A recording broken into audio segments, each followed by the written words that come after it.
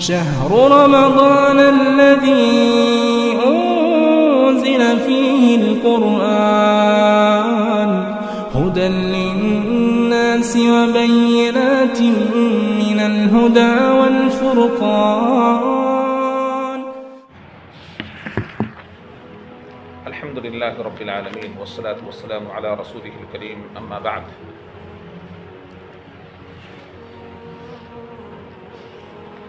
آج کے درس کا عنوان ہے صوم کن لوگوں کے اوپر واجب ہے. تو اس سلسلے میں جواباً عرض یہ ہے کہ صوم ان تمام لوگوں کے اوپر واجب ہے جو مسلم ہوں، عاقل ہوں، بالغ ہوں اور صوم رکھنے کی یعنی روزہ رکھنے کی ان کے اندر میں طاقت ہو. جن لوگوں کو روزہ رکھنے کی طاقت نہیں ہے تو ان کے اوپر روزہ واجب نہیں ہے. اسی طرح جو بالغ نہیں ہیں، نابالغ ہیں، ان کے اوپر روزہ واجب نہیں ہے. جو عاقل نہیں ہے یعنی مجنون ہیں، پاگل ہیں، سمجھ نہیں ہے تو ان کے اوپر روزہ واجب نہیں. اسی طرح جو مسلم نہیں ہیں ان کے اوپر روزہ واجب نہیں. لہٰذا کسی کافر، مرتد یا پاگل یا بچہ یا بڑا یا بوڑھا یا ایسا بیمار جس کی شفا یابی کی کوئی امید نہیں، جو صوم کی قدرت نہیں رکھتے، ان سے صوم کا مطالبہ یعنی روزے کا مطالبہ نہیں کیا جائے گا. البتہ 7 برس یا اس سے زیادہ عمر کے بچوں کے لیے صوم رکھنا مستحب ہے. بالغ نہیں ہوئے لیکن 7 سال یا اس سے اوپر کے جب بچے ہو جائیں تو ان کو عادی بنانے کے لیے ان کے سرپرستوں کے اوپر ضروری ہے کہ انہیں جس طریقے سے صلاۃ کا حکم دیتے ہیں اسی طریقے سے انہیں صوم کا بھی حکم کریں گے اور انہیں روزے کا عادی بنائیں گے. ارکان الصیام یعنی روزہ کے کتنے ارکان ہیں، یہ بہت لوگوں سے پوچھا جائے، یعنی روزے دار سے پوچھا ہے بھائی روزے کے کتنے ارکان ہیں، آپ کو کیا پتہ ہے، روزوں کی ارکان بتائیں. تو شاید کہ ہمیں اس بارے میں رکن کے بارے میں معلوم نہیں. تو روزے کے صیام کے جو ارکان ہیں وہ 2 ہیں. نمبر 1 نیت. پہلا رکن کیا ہے؟ نیت. اللہ تبارک و تعالیٰ کے حکم کی تعمیل میں دل سے صوم رکھنے کا پختہ عزم کرنے کا نام نیت ہے. تمام فقہا اس بات کی طرف گئے ہیں کہ النیہ القصد والارادہ. تمام فقہی کتابوں کے اندر میں یہی بات لکھی ہوا ہے. نیہ کیا ہے؟ قصد ہے، ارادہ ہے، قصد کرنا، ارادہ کرنا، عزم کرنا، اور یہ رات ہی میں صوم رکھنے کی نیت یعنی پختہ عزم کر لینا ہے. حضرت حفصہ رضی اللہ تعالی عنہ سے مروی ہے کہ رسول اللہ صلی اللہ علیہ وسلم نے ارشاد فرمایا جو رات میں صوم کی نیت نہ کرے اس کا صوم نہیں. رات سے مراد کیا ہے؟ طلوع فجر سے پہلے پہلے آپ کو روزے کی نیت کر لینی ہے. اور اس کے لیے بہترین چیز کیا ہے؟ سحری جس وقت آپ کھاتے ہیں وہ آپ کے لیے نیت کی تجدید کرتا ہے. ایسے تو پختہ عزم ہوتا ہے کہ ہم کل روزے سے رہیں گے، لیکن اس عزم کے ساتھ ساتھ اس کے اندر میں جو جدت پیدا کرتی ہے جو چیز، وہ ہے سحری کھانا. اسی لیے رسول اللہ صلی اللہ علیہ وسلم نے سحری کھانے پر زور دیا ہے. تنبیہ یہ ہے کہ نیت کی جگہ دل ہے اور لفظوں میں اس کو بیان کرنا یہ بدعہ ہے. یعنی نیت کا ارادہ فقہا نے تمام اپنی کتابوں کے اندر بھی کوئی الفاظ نیت کے نہیں لکھے.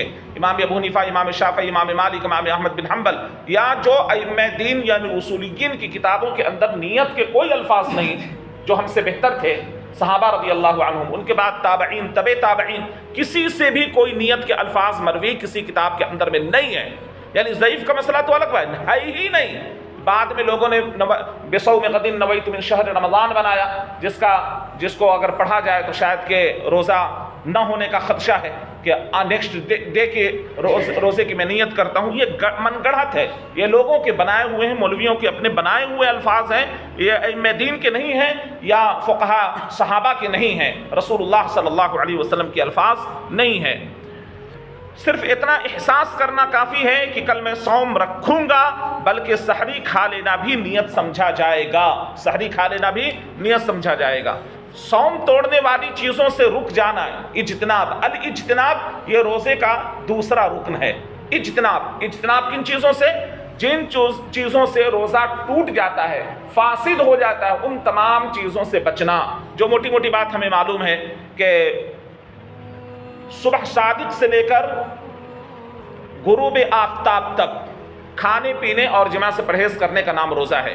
لیکن یاد رکھیں صرف اسی کا نام روزہ نہیں ہے، بلکہ روزہ ہے اپنی زبان کو تمام غلط چیزوں سے بچانا، اپنے آنکھ کو غلط چیزوں سے بچانا، غلط چیزوں کو نہ دیکھنا، اپنے کان سے غلط چیزوں کو نہ سننا، یہ تمام چیزیں روزے کے اوپر دلالت کرتی ہیں، اس کے اندر میں تقویت پیدا کرتی ہیں۔ اسی طریقے سے اللہ تبارک و تعالیٰ کا ارشاد ہے، اعوذ باللہ من الشیطان الرجیم، فالآن باشروہن وابتغوا ما کتب اللہ لکم وکلوا واشربوا حتی یتبین لکم الخیط الابیض من الخیط الاسود من الفجر ثم اتموا الصیام الی اللیل۔ اب تمہیں ان سے مباشرت کی اور اللہ تبارک و تعالیٰ کی لکھی ہوئی چیز کو تلاش کرنے کی اجازت ہے، تم کھاتے پیتے رہو یہاں تک کہ صبح کا سفید دھاگا سیاہ دھاگے سے ظاہر ہو جائے، پھر رات تک صوم کو پورا کرو، یعنی غروب آفتاب تک صوم کو کیا کرو؟ پورا کرو۔ سفید اور کالے دھاگے سے مراد دن کا اجالا ہے اور رات کا اندھیرا ہے، یعنی صبح صادق سے لے کر غروب آفتاب تک، یہ مراد ہے اصل۔ تو اس آیت کریمہ سے پتہ چلا کہ ابتدائی اسلام کے اندر میں رات کے وقت میں بیوی سے ملنا بھی ممنوع تھا، یعنی روزے کی حالت میں ابتدائی اسلام میں منع کر دیا گیا تھا رات کے وقت میں بھی، یعنی 1 مہینہ آپ کو الگ رہنا ہے بیوی سے۔ لیکن کیا ہوا؟ اللہ تبارک و تعالی نے مسلمانوں کے ساتھ میں آسانی کا معاملہ فرمایا اور اس بات کی اجازت مرحمت فرمائی کہ رات کے حصے میں، یعنی جس وقت ہم افطار کر لیتے ہیں وہاں سے لے کر طلوع فجر سے پہلے آپ جو ہے مل سکتے ہیں، تعلقات قائم کر سکتے ہیں۔ اس کی اجازت اللہ تبارک و تعالی نے اس آیت کریمہ کے اندر میں مرحمت فرما دی ہے۔ اب کچھ مسائل ہیں، کچھ سوالات ہیں جو اس کو حل کیا جا رہا ہے کہ ایک شخص کو ماہ رمضان میں داخل ہونے کی اطلاع طلوع فجر کے بعد ہوئی، شریعت کے مطابق ایسے شخص کو کیا کرنا چاہیے؟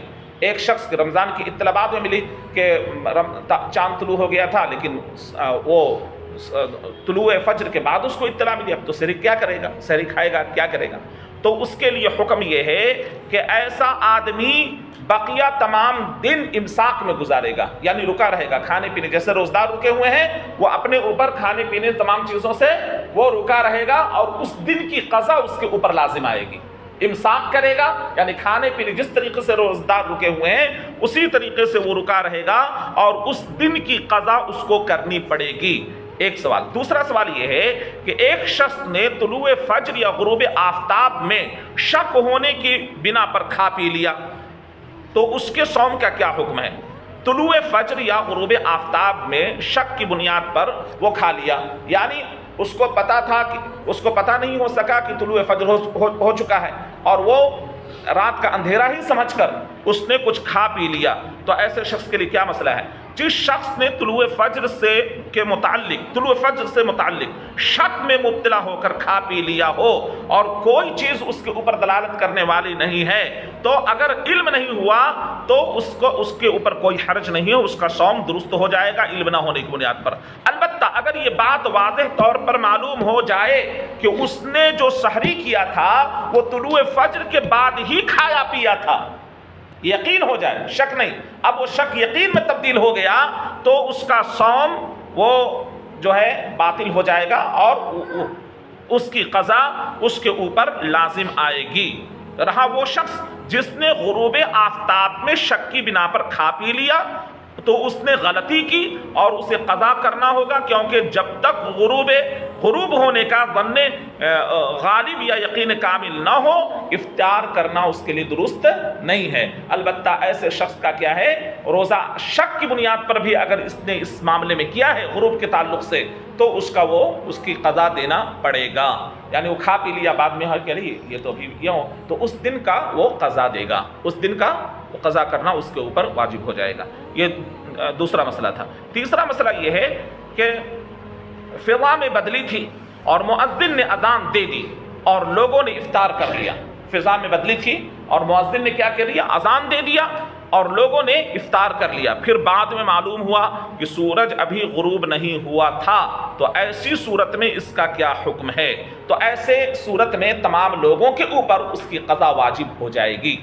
ایسے تمام صورت میں ان تمام لوگوں کے اوپر روزے کی قضا دینی ہوگی۔ آخری سوال کہ دنیا کے جن خطوں میں 6 مہینے دن اور 6 مہینے رات ہوتی ہے تو اس کا کیا حکم ہوگا؟ وہ کس طرح سے روزہ رکھیں گے؟ ایسے ممالک میں بسنے والے افراد جہاں 6 مہینے دن اور 6 مہینے رات ہوتا ہے تو وہاں کس طریقے سے کریں گے؟ تو ایسے لوگوں کے صوم و صلات کے لیے جواباً عرض یہ ہے کہ وہ اندازہ لگائیں گے. وہ کیا کریں گے؟ اندازہ کریں گے. اندازہ کر کے ٹائم کو متعین کریں گے اور ان کا حساب و کتاب 24 گھنٹے کے حساب سے سب تعین پائے گا اور ٹائم کے حساب سے سارا معاملہ ہوگا. سورج کے طلوع و غروب کا وہاں پر معاملہ نہیں ہوگا. اور اس سلسلے میں دلیل ہے حدیث رسول صلی اللہ علیہ وسلم جو دجال کے ظہور کے وقت کی حدیث ہے کہ اللہ کے نبی صلی اللہ علیہ وسلم نے فرمایا کہ جب دجال ظاہر ہوگا تو پہلا دن 1 سال کے برابر، دوسرا دن مہینے کے برابر، تیسرا دن ہفتے کے برابر اور بقیہ ایام اپنے دن میں ہوں گے. 40 دن تک یہ فتنہ جاری رہے گا، لیکن پہلا دن بہت سخت ہوگا جو سال کے برابر ہوگا. تو صرف آپ صلی اللہ علیہ وسلم نے توریتاً کوئی بات نہیں کری بلکہ واضح بات کہی. اور صحابہ نے پوچھا یا رسول اللہ ہم لوگ صوم و صلات کا کیا کریں گے اس وقت؟ یعنی سال بھر کا ہوگا تو ہم لوگ نماز اور روزے کی افطار وغیرہ کس طرح کریں گے؟ تو آپ صلی اللہ علیہ وسلم نے فرمایا کہ اندازہ کر لینا، اندازہ متعین کر کے کرنا. یعنی 5 وقت کی نماز کافی نہیں ہوگی بلکہ تمہیں ٹائم کے حساب سے پورا اندازہ کرنا ہوگا. متعین کرنا مطلب ٹائم کی تعین کر کے وہاں پر وہ تمام احکامات کو نافذ کیے جائیں گے اور وہ ٹائم کے مطابق 24 گھنٹے کے اندر میں کتنے دن، رات کا کتنا حصہ مانیں گے، دن کا کتنا حصہ مانیں گے، یا پھر ایک نماز کے بعد دوسرے نماز کا وقت کب آئے گا، یہ سب اندازے کے مطابق ٹائم پر وہ منطبق ہوگا اور اسی کے مطابق اس کے اوپر عمل کیا جائے گا. تو یہ سوالات تھے جو روزے کے تعلق سے اہم تھے. اللہ تبارک و تعالیٰ سے دعا ہے کہ اللہ تبارک و تعالیٰ ہم تمام لوگوں کو سنت کے مطابق روزہ رکھنے کی توفیق عطا فرمائے. سبحانک اللہم و بحمدک.